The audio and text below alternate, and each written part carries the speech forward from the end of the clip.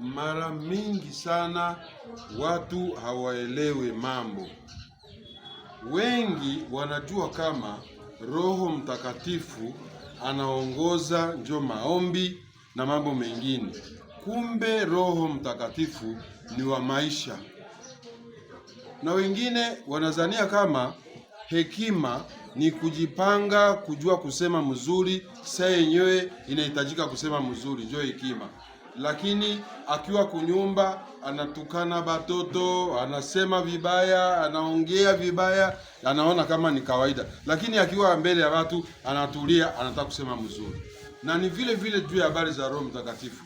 Mtu anazania kama Roho Mtakatifu ni wakati unataka kusema kwa lugha. Na njoo wengine wanaenda kujifunza paka na malugha ya Roho Mtakatifu. Roho Mtakatifu ndani ya maisha. Roho Mtakatifu anakuongoza kujua kuvaa vizuri. Roho Mtakatifu anakuongoza kujua kukula chakula vizuri.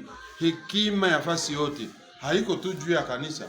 Na ndio maana inakuomba wewe ujue kazi ya Roho Mtakatifu, hekima ni nini, na upate ujuzi wa kujua kujikamata vizuri.